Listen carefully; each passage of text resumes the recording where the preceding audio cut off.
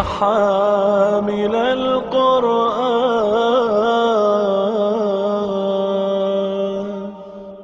اعوذ باللہ من الشیطان الرجیم.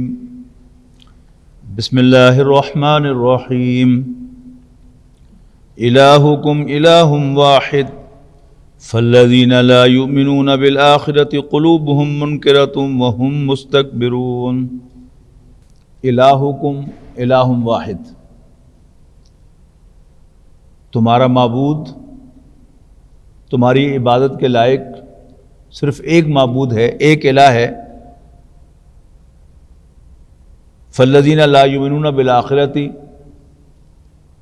لیکن وہ لوگ کہ جو آخرت پر ایمان نہیں رکھتے، قلوبہم منکرۃ، ان کے دل انکاری ہیں. وہم مستکبرون، اور وہ تکبر میں مبتلا ہے. ہمارے یہاں پنجابی کا محاورہ ہے من حرامی کھجتا ٹیر. تو یہ جو کہا ہے نا کہ قلوبہم منکرۃ، اصل میں ان کے دل جو ہیں وہ انکاری ہیں، وہ انکار کرنا نہیں چاہتے. باقی ویئر دیر از اے ول دیر از اے وے. ول انسان کے اندر دل میں پیدا ہوتی ہے تو انسان کو راستہ دکھتا ہے، اور اگر ول جو ہے وہ ادروائز ہو اور کسی کام کرنے کا انسان کا موڈ ہی نہ ہو، ارادہ ہی نہ ہو، ول ہی نہ ہو، دل ہی نہ چاہے، تو اس کے لیے انسان 100 بہانے تراش لیتا ہے. یہ جو فرمایا وہم مستکبرون، اصل میں دل میں کیا رولا کیا ہے؟ وہ تکبر ہے. نبی اکرم صلی اللہ علیہ وسلم کو اگر وہ اللہ کا نبی مانتے ہیں تو پھر ان کے سامنے سرنڈر کرنا پڑتا ہے، جھکنا پڑتا ہے، ان کی ہر بات ماننی پڑتی ہے، اور اصل میں وہ اس کے لیے تیار نہیں. جب انسان کا دل کسی کام کے لیے آمادہ ہو جاتا ہے تو وہ کام انسان کے لیے آسان ہوتا ہے، اور جب دل آمادہ نہیں ہوتا تو وہ کام انسان کے لیے مشکل ہوتا ہے. اسی کے لیے بہت سے محاورے آپ کو ہر زبان میں ملتے ہیں. مثلا انشراح صدر، طبیعت کی آمادگی. مجھے انشراح نہیں ہے.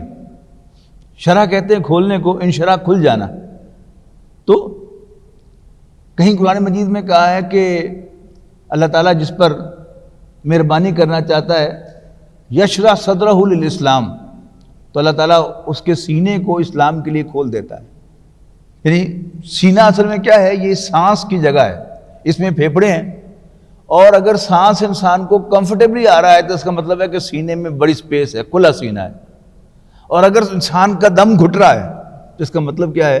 کہ اس کا سینہ بھچ رہا ہے. تو کہیں کہا کہ اس کے مقابلے میں وہ لوگ کہ جن کو اللہ تعالیٰ ادھر نہیں لاتا تو وہ ایسے فیل کرتے ہیں کہ جیسے ان کا سینہ جو ہے وہ تنگ ہو رہا ہے اور انہیں سانس لینے میں دقت پیش آ رہی ہے. ایک ہی مفہوم ہے، اس کو بیان کرنے کے کئی اسلوب ہیں، ہر زبان کے اندر ہیں، اور قرآن مجید تو پھر اللہ کا کلام ہے، اس میں بھی آپ کو سارے اسلوب جو ہے مل جائیں گے. لا جرم ان اللہ یعلم ما یسرون وما یعلنون، یقیناً جو کچھ بھی یہ اپنے دلوں میں چھپا رہے ہیں اور جو کچھ یہ اعلانیہ کہہ رہے ہیں، انہ لا یحب المستکبرین، یعنی اللہ کو معلوم ہے، اللہ جانتا ہے جو کچھ یہ دلوں میں چھپائے ہوئے ہیں اور جو کچھ وہ اعلانیہ کہہ رہے ہیں. یعنی زبان سے جو باتیں کہہ رہے ہیں وہ تو اور ہیں، لیکن اصل میں جو ان کے دل میں بات چھپی ہوئی ہے وہ اللہ جانتا ہے، اس لیے کہ اللہ تعالیٰ تو کھلی چھپی سب باتوں کا جاننے والا ہے. انہ لا یحب المستکبرین، اور وہ دلوں میں چھپا ہوا مرض کیا ہے؟ تکبر. اور اللہ تعالیٰ تکبر کرنے والوں، گھمنڈ کرنے والوں، غرور رکھنے والوں کو پسند نہیں فرماتا. وَإِذَا قِيلَ لَهُم مَاذَا أَنزَلَ رَبُّكُمْ، اور جب ان سے پوچھا جاتا ہے کہ تمہارے رب نے کیا اتارا ہے، قَالُوا أَسَاطِيرُ الْأَوَّلِينَ، تو کہتے ہیں وہ پرانی کہانیاں. یعنی قرآن مجید جب نازل ہو رہا تھا تو اس وقت کافر یہ کہتے تھے، قرآن مجید کو کامنٹ کرتے تھے. تو آج کا ہمارا دانشور کلمہ گو ہونے کے باوجود، یعنی پبلکلی نہیں یہ بات کہتا، لیکن اپنی نجی محفلوں میں یا پرائیویٹ گفتگوؤں میں بٹوین دا لائنز جو آپ ریڈ کر سکتے ہیں کہ وہ قرآن مجید کو صرف وہ سیم اولڈ لیجنڈز، الفاظ بدلے ہوئے ہیں صرف، لیکن ہے وہی، مرض پرانا ہے، لیکن اس کا نام جو ہے وہ بدل گیا ہے، اس کے ایکسپریشن بدل گئے ہیں، لیکن مینٹیلٹی وہی ہے اور جو اس کا ریئیکشن ہے وہ بھی سیم ہے. لِيَحْمِلُوا أَوْزَارَهُمْ كَامِلَةً يَوْمَ الْقِيَامَةِ، تاکہ وہ اپنے اعمال کے پورے پورے بوجھ اٹھائیں. وَمِنْ أَوْزَارِ الَّذِينَ يُضِلُّونَ بِغَيْرِ عِلْمٍ، اور اپنے اعمال کے بھی، اور ان لوگوں کو جن کو انہوں نے گمراہ کیا تھا ان کے بوجھ بھی اٹھائیں.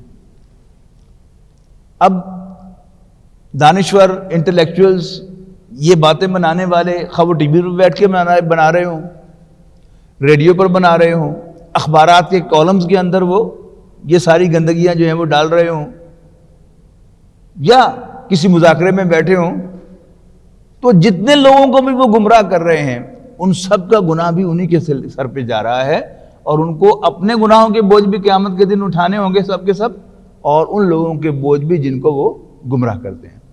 یہ بالکل اسی طرح جیسے نبی اکرم صلی اللہ علیہ وسلم نے فرمایا کہ الدال الی الخیر کفاعلہ، نیکی کی طرف دعوت دینے والا، نیکی کی طرف بلانے والا ایسا ہی ہے جیسے خود اس نے نیکی کی ہو. یہی چیز آپ دیکھتے ہیں کہ روزے دار کا روزہ افطار کروانا، تو اس میں بھی بڑے واضح طور پر نبی اکرم صلی اللہ علیہ وسلم نے ارشاد فرمایا تو اس روزے دار کو، روزے کو افطار کرانے والے کو بھی روزے کا ثواب ملے گا، بغیر اس کے کہ وہ روزہ رکھنے والے کے ثواب میں سے کوئی چیز منفی ہو، مائنس ہو. الا ساء ما یزرون، سن لو، آگاہ ہو جاؤ، بہت برا بوجھ وہ اٹھائیں گے. جو بوجھ وہ اپنے کندھوں پر اٹھائیں گے قیامت کے دن وہ بہت برا ہوگا. قد مکر الذین من قبلہم، مکر فریب کو کہتے ہیں، چال کو کہتے ہیں. ان سے پہلے بھی لوگوں نے چالیں چلی تھیں، فریب کیے تھے، لوگوں کو دھوکے دیے تھے. فَأَتَى اللَّهُ بُنْيَانَهُمْ مِنَ الْقَوَاعِدِ، تو اللہ تعالیٰ ان کی عمارتوں کے ستونوں پر آ پہنچا. یہ ایک محاورے کا ایک انداز ہے کہ اللہ تعالیٰ نے ان کی عمارتوں کے ستونوں کو سٹرائک کیا. کوئی عمارت ہے جو ستونوں پر یا دیواروں پر کھڑی ہے، تو اگر آپ دیواروں کو یا ستونوں کو ہٹ کریں گے اور وہ ستون گر جائیں گے تو عمارت دھڑام سے آ کر اس کے اوپر گرے گی. یہ ساری جن قوموں پر عذاب آئے ہیں اللہ تعالیٰ کے، ایسا ہی ہوا ہے. یعنی ان کو اندازہ ہی نہیں ہوا کہ ہم کہاں سے ہٹ کیے جا رہے ہیں، اور کہیں زلزلہ آ گیا، کہیں اللہ تعالیٰ نے تیز ہوا بھیج دی، کہیں بارش ہو گئی، کہیں اللہ تعالیٰ نے فرعون کو کھینچ کر بیچ دریا میں لے جا کے، سمندر کے لے جا کے اور اس کو ڈائریکٹلی غرق کر دیا. تو اللہ تعالیٰ کہاں سٹرائک کرے گا، وی ہیو نو آئیڈیا، اور نہ ہی ان کو کوئی آئیڈیا ہے. وہ اپنی طرف سے محفوظ چیزیں بناتے ہیں، ہر طرح سے سیکیورٹی کا انتظام کرتے ہیں، لیکن اللہ تعالیٰ کے مقابلے میں کسی کی کوئی سیکیورٹی، کسی کی کوئی سیفٹی نہیں ہے. وَآتَاهُمُ الْعَذَابُ مِنْ حَيْثُ لَا يَشْعُرُونَ، اور ان پر عذاب آیا جہاں سے ان کا کوئی گمان ہی نہیں تھا.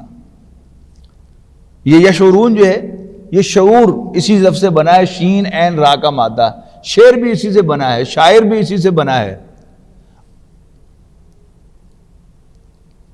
تو من حیث لا یشعرون، جہاں سے ان کا کوئی شعور ہی انہیں نہیں تھا کہ یہاں سے بھی ہم پہ حملہ ہو سکتا ہے. اس میں بڑا عبرتناک ہے خاص طور پر قوم سمود کا معاملہ، کہ قوم سمود نے جو گھر بنائے ہوئے تھے وہ پہاڑوں کو کارو کر کے ان کے اندر بنائے ہوئے تھے. یعنی نہ تو تیز ہوا اور آندھی کی زد میں آ سکتے ہیں، پھر پہاڑ اونچی جگہ پر ہے اور بارش یا سیلاب کا بھی کوئی اندیشہ نہیں ہے.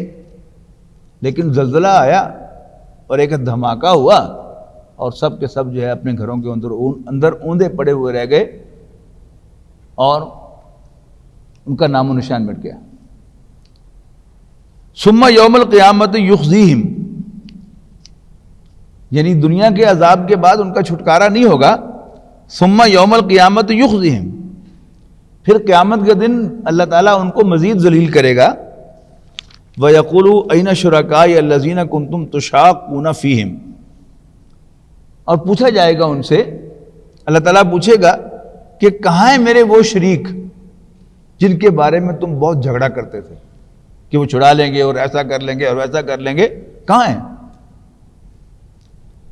قال الذین اوتوا العلم، جن لوگوں کو اللہ تعالیٰ نے علم سے نوازا ہے وہ کہیں گے ان الخزي اليوم والسوء علی الکافرین، آج رسوائی اور تکلیف، برائی کافروں کے لیے، یعنی آج کافر اللہ تعالیٰ کی طرف سے رسوائی کو فیس کریں گے اور انہیں برا انجام دیکھنا ہوگا۔ الذین تتوفاہم الملائکۃ ظالمی انفسہم، ان کا حال یہ ہوگا کہ جب فرشتے ان کی روحیں قبض کریں گے، ان کے نفوس کو قبض کریں گے، فَأَلْقَوُا السَّلَامَ،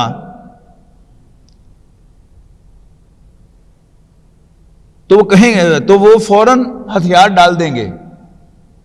یعنی آج جو آدمی اللہ کے پیغمبروں کے ساتھ یا اللہ کے بندوں کے ساتھ بحث کر رہا ہے، جن کے بارے میں کہا کہ کہاں ہیں تمہارے وہ شریک جن کے بارے میں تو جھگڑا کرتے تھے، اسی جھگڑے کو لے کے چلیں تو قیامت کے دن ان سے پوچھا جائے گا کہ کہاں ہیں تمہارے وہ شریک جو تم میرے شریک بناتے تھے۔ اور پھر نقشہ کھینچا گیا ہے کہ جب ان کی روحیں قبض کی جائیں گی ان لوگوں کی کہ جو اپنے اوپر ظلم ڈھایا کرتے تھے، تو فوراً ہتھیار ڈال دیں گے اور مطیع و فرما بردار بن جائیں گے، اور کیا کہیں گے؟ کہیں گے ما کننا نعمل من سوء، ہم تو کوئی برائی کرتے ہی نہیں تھے۔ بلا ان اللہ علیم بما کنتم تعملون، فرمایا یس آف کورس، بلا کیوں نہیں، اس کے کئی ترجمے آپ کو ملیں گے قرآن مجید میں، یعنی ایک کوئی سٹیٹمنٹ ہوتی ہے اس پر پھر کہا جاتا ہے بلا کیوں نہیں، آف کورس یس انڈیڈ، ایسا ہی ہوگا، تو بلا کیوں نہیں، ان اللہ علیم بما کنتم تعملون، جو کچھ بھی تم کرتے ہو تمہاری تمام حرکتوں کو اللہ تعالیٰ جانتا ہے۔ فادخلوا ابواب جہنم خالدین فیہا، تو داخل ہو جاؤ جہنم کے دروازوں میں ہمیشہ ہمیشہ اس میں رہنے کے لیے، فلبئس مثوى المتکبرین، تو تکبر کرنے والوں کا بہت برا ٹھکانہ ہوگا۔ وقیل للذین اتقوا، اور کہا جائے گا ان سے جو اللہ سے ڈرتے تھے، وہی سوال، ما انزل ربکم، تمہارے رب نے کیا نازل فرمایا ہے؟ قالوا خیرا، تو وہ کہیں گے کہ اللہ تعالیٰ نے خیر، عمدہ، یعنی عمدہ کلام نازل فرمایا ہے۔ قالوا خیرا، تو کہتے ہیں بہترین، فرسٹ کلاس کلام۔ للذین احسنوا فی ہذہ الدنیا حسنہ، جو لوگ نیک ہیں، نیک کام کرتے ہیں، ان کے لیے دنیاوی زندگی میں بھی بھلائی ہے۔ ولدار الآخرۃ خیر، اور آخرت کا گھر تو ہے ہی بہت ودیا۔ یعنی خیر جو ہے یہ بڑا ایک وسیع لفظ ہے، جو ہم عام طور پر پنجابی میں کہتے ہیں خیر ڈالنا، قرآن مجید میں اس معنی میں بھی یہ دنیا کے مال کے لیے آیا ہے، اور بہتر کے معنوں میں بھی آتا ہے، اور اگر بہتر تو تب معنی ہوں گے جب ان کے کمپیریزن میں کوئی ہوگا، اور اگر کمپیریزن نہ ہو تو پھر یہ بہترین کے معنوں میں آتا ہے۔ تو پہلے تو وہ خیرہ اوپر بھی آیا نا، تو جب ان سے پوچھا جاتا ہے تو تمہارے رب نے کیا نازل فرمایا ہے، وہ کہتے ہیں خیرہ، بہترین کلام۔ اب اللہ تعالیٰ کی طرف سے آ رہا ہے وَلَدَارُ الْآخِرَةِ خیر، اور آخرت کا گھر تو بہت خوب ہے۔ اب یہ یہاں تو مطلقاً کہہ دیا نا بہت خوب، جہاں اس میں کوئی کمپیریزن ہوگا تو پھر یہ کمپیریٹیو ڈگری بن جائے گا، جیسے سورۃ اعلیٰ کے اندر بل توثرون الحیات الدنیا، لیکن تم دنیاوی زندگی کو ترجیح دیتے ہو، والآخرۃ خیر وابقیٰ، حالانکہ آخرت بہتر بھی ہے اور لانگ لاسٹنگ بھی ہے، یعنی پیچھے سے دنیا کا موازنہ ہو رہا ہے نا، تو یہاں آپ کیا ترجمہ کریں گے؟ آپ بہتر کا اردو والا ترجمہ کریں گے، حالانکہ آخرت بریکٹ میں آئے گا دنیا سے بہتر بھی ہے اور ابقا زیادہ باقی رہنے والی، یعنی جسے ہم انگریزی میں کہتے ہیں لانگ لاسٹنگ، نہ ختم ہونے والی ہے۔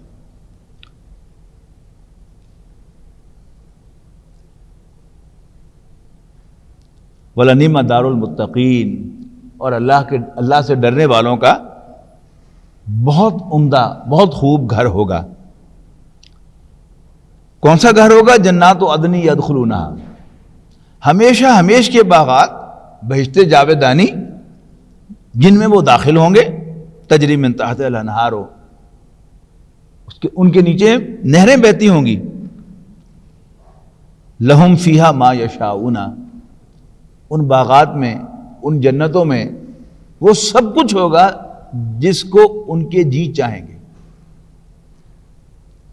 قرآن مجید کے دوسرے مقامات پر دو چیزیں بیان کی گئی ہیں، مثلا سورۃ حمیم السجدہ میں ارشاد ہے کہ وَلَكُمْ فِيهَا مَا تَشْتَهِي أَنفُسُكُمْ، جنت میں تمہارے لیے ہوگا، آخرت میں تمہارے لیے ہوگا وہ سب کچھ جس کو تمہارے جی چاہیں گے۔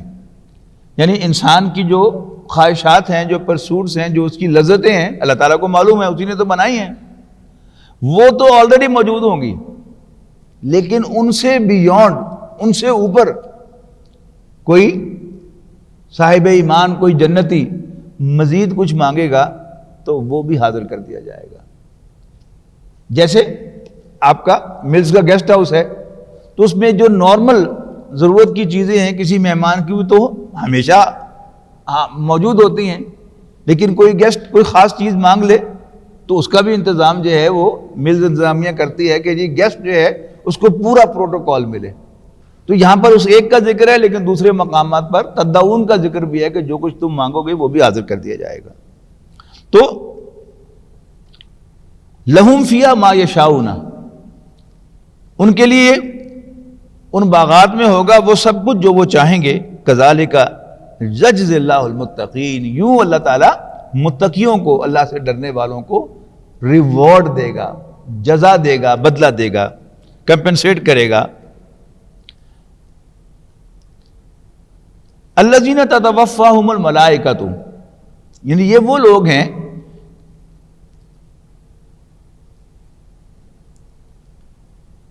کہ جن کی کیفیت یہ ہوگی کہ بڑی عمدہ حال میں ہوں گے جب فرشتے ان کی روحیں قبض کریں گے۔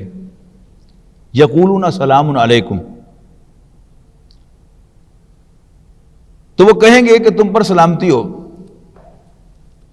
سلام پیش کریں گے اور کہیں گے ادخلوا الجنۃ، تم جنت میں داخل ہو جاؤ، بما کنتم تعملون، اپنی پرفارمنس کی بنیاد پر، ایز یو ڈیڈ ویل۔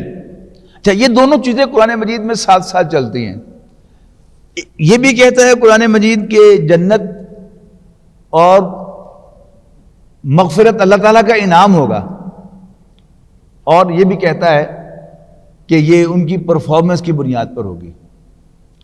ان دونوں کا کمبینیشن یہ ہے کہ ہر انسان کو یہی فیل ہونا چاہیے کہ اللہ تعالیٰ مجھے بخشے گا تو میں جنت میں جاؤں گا، لیکن جب وہ جنت میں چلے جائیں گے تو پھر اللہ تعالیٰ بار بار ان کو یہ احسان نہیں جتلائے گا کہ چونکہ میری مہربانی سے تو جنت میں آئے ہو۔ یعنی آپ اس کو قیاس کریں نا کہ ایک گھٹیا سوچ اور گھٹیا ایکسپریشن ہوتا ہے کہ کسی کو کوئی فیور دیا اور پھر بار بار اس فیور کو جتلایا۔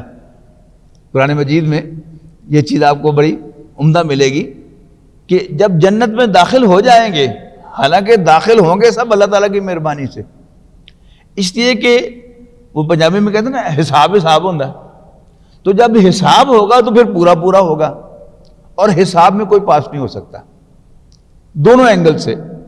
ایک تو یہ کہ مثال کے طور پر آنکھ کا حساب ہے، بڑے خوبصورت واقعہ آتا ہے ایک حدیث میں کہ قیامت کے دن ایک شخص اللہ تعالیٰ کے ہاں پیش ہوگا تو اللہ تعالیٰ کہے گا جا میں تمہیں بخشا، وہ کہے گا نہیں اللہ میں بہت محنت کر کے آیا ہوں تو حساب لے میرا، میں کانفیڈنٹ ہوں، تو اللہ تعالیٰ کہے گا جا جا میں بخشتا ہوں تمہیں، چلا جا جنت میں۔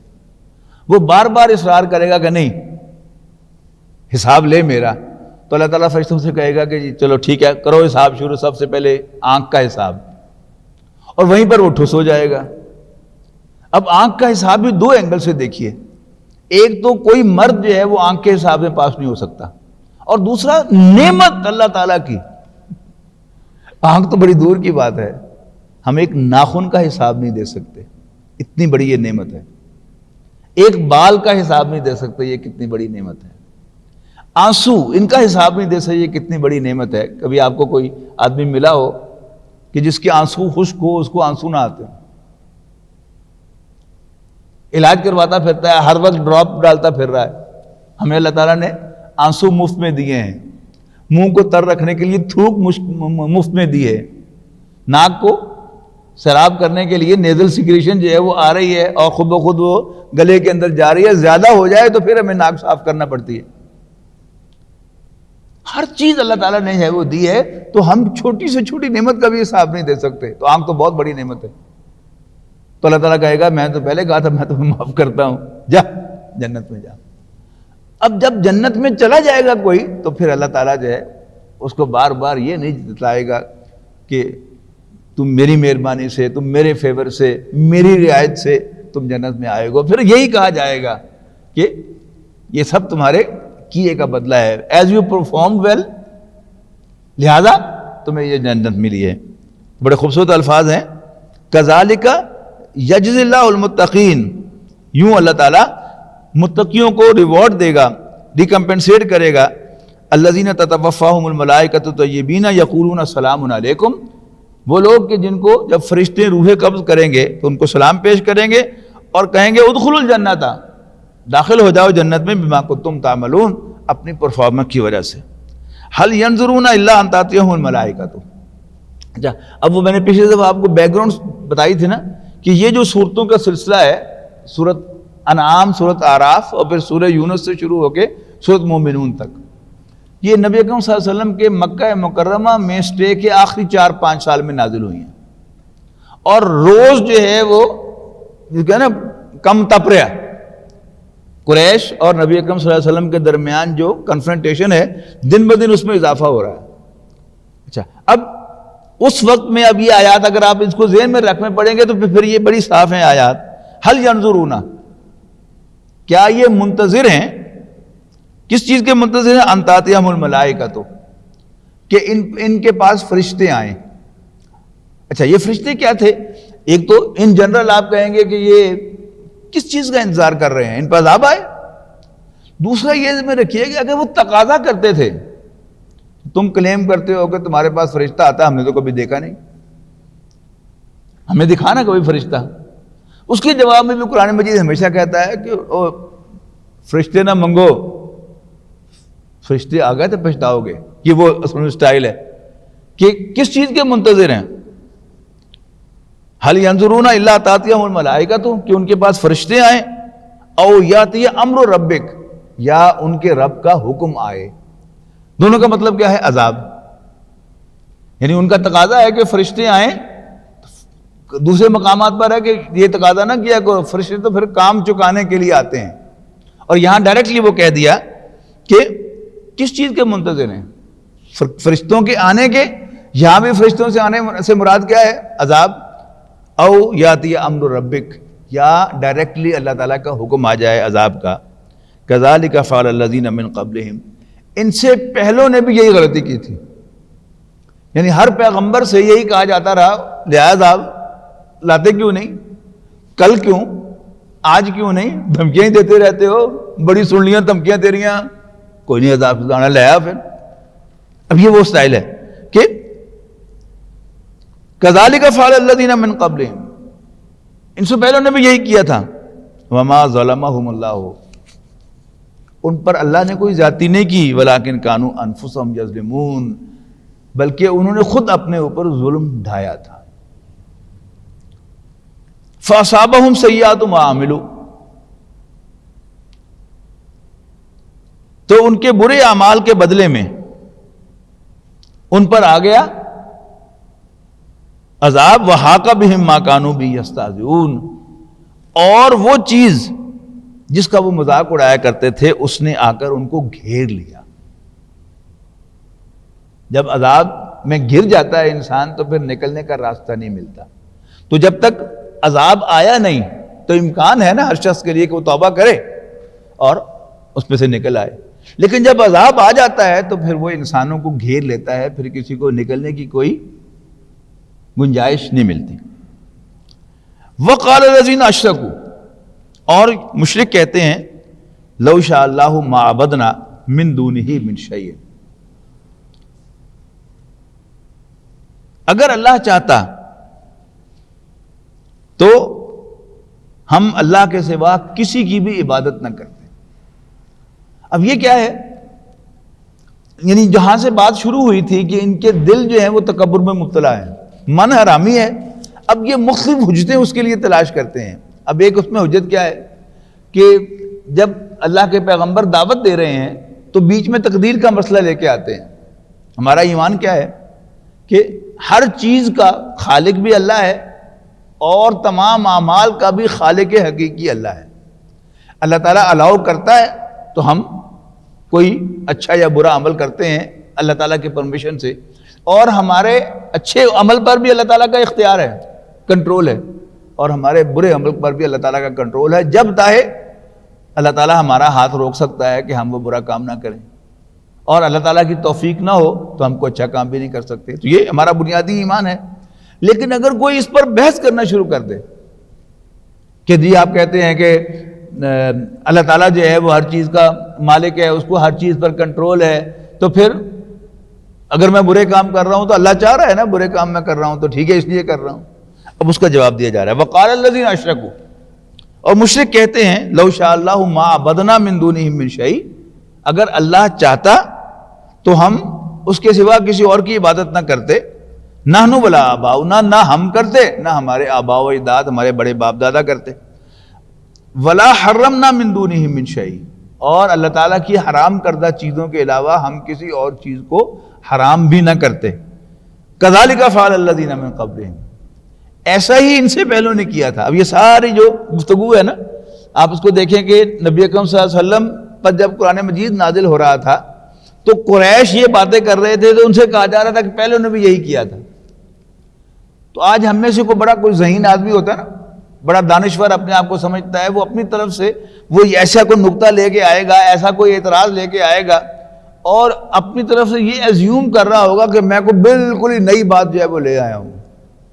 لیکن اگر آپ قرآن مجید کے ساتھ ٹیونڈ ہوں, قرآن مجید کا مطالعہ آپ کا مشغول یعنی پسندیدہ مشغلہ ہو, آپ قرآن مجید کے ساتھ بہت ان کانٹیکٹ ہوں, تو آپ کو محسوس ہوگا کہ کوئی نئی بات نہیں ہے, پہلوں نے بھی ایسے ہی کیا. یعنی رسول اللہ صلی اللہ علیہ وسلم سے پہلے پیغمبروں کے ساتھ بھی یہی کیا گیا, حضور صلی اللہ علیہ وسلم سے بھی ایسے ہی سوال پوچھے گئے, ایسے ہی اعتراض کیے گئے, اور آج بالکل وہی اعتراض جو ہیں وہ ہمارے سامنے پیش کیے جا رہے ہیں. تو کوئی نئی بات نہیں ہے, پریشانی کی بات نہیں ہے, اٹس آل دا سیم. کذالک فعل الذین من قبلہم فعل الرسول الا البلاغ المبین, تو رسول کے ذمے پہنچانے کے علاوہ اور بھی کوئی کام ہے؟ یعنی رسول کا کام ہے دعوت پہنچانا, کسی کو زبردستی دین پر لے کے آنا, مسلمان بنانا, نہ یہ رسول کی اسائنمنٹ ہے اور نہ رسول ایسا کرتا ہے. فعل علی الرسول الا البلاغ المبین, تو رسول کے ذمے تو صرف وضاحت کے ساتھ پہنچانا ہے. وَلَقَدْ بَعَثْنَا فِي كُلِّ أُمَّةٍ رَسُولًا, اور ہم نے ہر امت میں کوئی رسول بھیجا, ان اعبدوا اللہ, کیا پیغام دے کر کہ اللہ کی عبادت کرو, وَاجْتَنِبُوا الطَّاغُوتَ, اور بتوں کی پرستش سے, طاغوت کی پرستش سے اجتناب کرو. فَمِنْهُمْ مَنْ هَدَى اللَّهُ, تو ان میں سے وہ بھی تھے کہ جن کو اللہ تعالیٰ نے راستہ دکھایا, وَمِنْهُمْ مَنْ حَقَّتْ عَلَيْهِ الضَّلَالَةُ, اور وہ بھی تھے کہ جن پر گمراہی ثابت ہو گئی. فَسِيرُوا فِي الْأَرْضِ, تو پھر گھومو زمین میں, یعنی وہی سیر کرو, زمین کی سیر کرو, مراد کیا ہے, گھومو زمین میں, راؤنڈ کرو زمین کا. فَانظُرُوا, پھر دیکھو, کیف کان عاقبۃ المکذبین, کہ جھٹلانے والوں کا کیا انجام ہوا. قوم نوح, قوم ہود, قوم صالح, قوم لوط, قوم شعیب, موسیٰ, اس کی تو لاش بھی پڑی ہوئی ہے عبرت کے طور پر. یہ سب کے سب کیا ہے, یہ سب یہی اسی طرح کی باتیں کرنے والے اور پیغمبروں سے جھگڑنے والے تھے. ان کا انجام کیا ہوا دیکھ لو. فانظروا تو دیکھو کیف کان عاقبۃ المکذبین، جھٹلانے والوں کا کیا انجام ہوا. ان تحرص علی ھداھم، پھر وہی بات ذہن میں رکھیے گا کہ نبی اکرم صلی اللہ علیہ وسلم کو دعوت دیتے ہوئے 10-12 سال ہو چکے. نبی اکرم صلی اللہ علیہ وسلم کا یعنی سٹے مکہ مکرمہ میں وحی کے آغاز کے بعد 13 سال ہے. اب یہ آیات جو ہیں وہ اسی دوران یہ نازل ہو رہی ہیں، 9 ہجری، 9 نبوی، 10 نبوی، 11 نبوی، 12 13 ان کے اندر. تو اتنے سال ہو چکے دعوت دیتے ہوئے اور ان سے بحث کرتے ہوئے، لیکن رسول اللہ صلی اللہ علیہ وسلم ابھی تک بڑے پر امید بھی ہیں اور اسی طرح دعوت دے رہے ہیں کہ نہیں آج ٹھیک ہو جائیں گے، کل ٹھیک ہو جائیں گے. لیکن اللہ تعالیٰ کیا کہہ رہا ہے؟ ان تحرص علی ھداھم، اے نبی اگر تم ان کی ہدایت کا بہت زیادہ حرص رکھتے ہو تو سن لو فإن اللہ لا یضل لا یہدی من یضل، جس کو اللہ تعالیٰ گمراہ کرنے کا فیصلہ کر لے پھر اس کو راستہ نہیں دکھایا کرتا. یعنی اللہ تعالیٰ ہر شخص کو موقع دیتا ہے بات سمجھنے کا، غور کرنے کا، پھر سمجھنے کے بعد بھی کچھ مواقع دیتا ہے. لیکن اگر کوئی کنسسٹنٹلی انکار کرے، ہٹ دھرمی پہ اتر آئے، تو پھر ایک سٹیج ایسی آتی ہے کہ جس وقت اللہ تعالیٰ پھر کہتا ہے کہ جاؤ دفع ہو جاؤ. جب اللہ تعالیٰ جاؤ دفع ہو کہہ دے تو پھر کسی نبی کی دعوت بھی اس پر کوئی اثر نہیں کر سکتی. اور انبیاء کرام میں بھی سب سے بہترین دائی، سب سے بہترین مبلغ رسول اللہ صلی اللہ علیہ وسلم ہے. اور وہ یعنی اس بات کا لالچ رکھتے ہیں، طمع رکھتے ہیں کہ یہ آ جائے، یہ بھی آ جائے، یہ بھی آ جائے. لیکن اللہ تعالیٰ جو ہے وہ حضور صلی اللہ علیہ وسلم سے کہہ رہا ہے کہ چھڈو بس ہن فیصلے کا انتظار کرو. تو ان تحرص علی ھداھم، اگر تم ان کفار کی ہدایت کے لیے للچاؤ، طمع رکھو، تو یاد رکھو فإن اللہ لا یہدی من یضل، جس کو اللہ تعالیٰ گمراہ کر دیتا ہے پھر وہ اس کو ہدایت کا راستہ نہیں دکھایا کرتا. وما لہم من ناصرین، اور ان کا کوئی مددگار بھی نہیں ہوگا. واقسموا باللہ جہد ایمانہم، اور یہ اللہ تعالیٰ کی بڑی بڑی قسمیں کھاتے ہیں. یہ تو آپ کے ذہن میں ہے نا کہ مکے کے کافر اللہ تعالیٰ کو مانتے تھے، جانتے تھے. لفظ اللہ عربی زبان کا لفظ ہے اول روز سے، اللہ تعالیٰ کے لیے بنا ہے، غیر اللہ کے لیے نہیں بولا جا سکتا. تو اللہ کو مانتے تھے لیکن الہ واحد نہیں مانتے تھے، واحد پرستش کے لائق، یعنی الہ بھی مانتے تھے لیکن الہ واحد نہیں مانتے تھے، 7 بتوں کو پوجتے تھے. تو اللہ ہی کی قسمیں کھاتے تھے. واللہ، باللہ، یہ عربوں کے پرانے ایکسپریشنز ہیں، خدا کی قسم، اللہ کی قسم. تو واقسموا باللہ جہد ایمانہم، یہ اللہ کی بڑی بڑی قسمیں کھاتے ہیں. اور کیا کہتے ہیں قسمیں کھا کر؟ لا یبعث اللہ من یموت، جو مر گیا اس کو اللہ تعالیٰ دوبارہ نہیں اٹھائے گا. یعنی نبی اکرم صلی اللہ علیہ وسلم کیا کہتے تھے؟ یہ زندگی عارضی ہے، تم سب مرنے کے بعد دوبارہ اٹھائے جاؤ گے. وہ کہتے تھے نہیں ہو سکتا. نبی اکرم صلی اللہ علیہ وسلم کہتے تھے، قرآن مجید میں ہے کہ دیکھو آسمان کو، زمین کو، اپنے آپ کو دیکھو، جس نے تمہیں بنایا ہے پہلی مرتبہ کیا وہ دوبارہ پیدا نہیں کر سکتا؟ اب پھر اس میں جواب میں کیا کہتے؟ جب وہ لاجواب ہو جاتے تھے لاجک میں، تو پھر قسم کہتے تھے خدا کی قسم جو مر گیا اس کو اللہ تعالیٰ کبھی زندہ نہیں کرے گا. اور یہ آج بھی ایسے ہی ہے کہ جب آدمی لاجواب ہو جاتا ہے تو پھر لاجک سے ہٹ کر وہ کوئی اور انداز اختیار کرتا ہے. تو وہ بھی یہی کہتے ہیں لا یبعث اللہ من یموت، بلا، اللہ تعالیٰ کی طرف سے جواب ہے وعدن علیہ حقا، ہرگز نہیں، کیوں نہیں، یہ اللہ کا سچا وعدہ ہے. ولکن اکثر الناس لا یعلمون، لیکن لوگوں کی اکثریت نہیں جانتی، نہیں سمجھتی. لیبین لہم الذی یختلفون فیہ، تاکہ جن باتوں میں یہ اختلاف کرتے ہیں اللہ تعالیٰ ان کو ظاہر کر دے. وَلِيَعْلَمَ الَّذِينَ كَفَرُوا أَنَّهُمْ كَانُوا كَاذِبِينَ، اور کافروں کو پتہ چل جائے کہ وہ جھوٹے ہیں. یعنی اتمام حجت جسے کہا جاتا ہے کہ ماننا تو انہوں نے نہیں ہے، لیکن اللہ تعالیٰ اپنی آیات نازل فرما رہا ہے، اپنی بات واضح کر رہا ہے تاکہ کافروں پر یہ بات واضح ہو جائے کہ وہ جھوٹے ہیں. ماننا انہیں پھر بھی نہیں ہے، اس لیے کہ ان کا من جو ہے اس میں تکبر ہے، من حرامی ہے، تو دلیل تو ان کے پاس نہیں رہے گی، لیکن اندر سے کم وہ بالکل آؤٹ ہو جائیں گے. خود اپنا ضمیر ان کو ملامت کرے گا کہ تم غلط کر رہے ہو. لِيُبَيِّنَ لَهُمُ الَّذِي يَخْتَلِفُونَ فِيهِ وَلِيَعْلَمَ الَّذِينَ كَفَرُوا أَنَّهُمْ كَانُوا كَاذِبِينَ. إِنَّمَا قَوْلُنَا لِشَيْءٍ إِذَا أَرَدْنَاهُ، بے شک جس چیز کا بھی ہم ارادہ کر لیں، جس چیز کے کرنے کا، جس کام کے کرنے کا ہم ارادہ کر لیں، تو پھر ہمارا قول وہ کرنے کے لیے صرف کیا ہوتا ہے؟ ان نقول لہ کن، ہم اسے کہتے ہیں ہو جا، فیکون، اور وہ ہو جاتا ہے.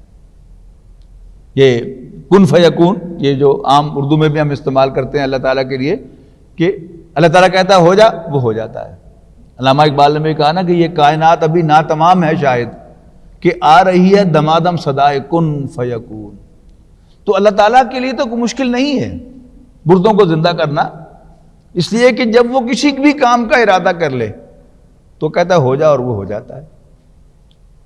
اس کائنات کا کوئی وجود نہیں تھا، اللہ تعالیٰ نے جب چاہا، جب ارادہ کیا تو یہ کائنات وجود میں آ گئی. اور جب اللہ تعالیٰ فیصلہ کرے گا کہ it should no more be there, اس کا وجود ختم ہو جائے گا.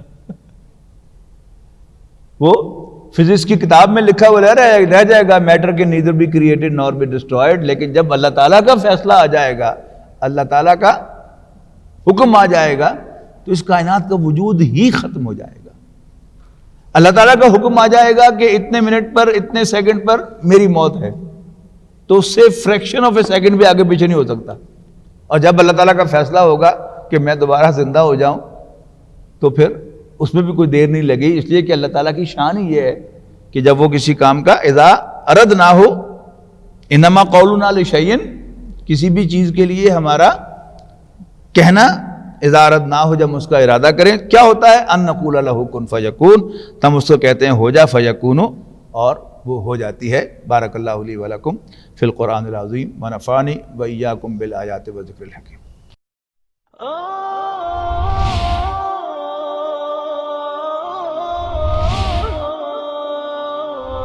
يا حامل القرآن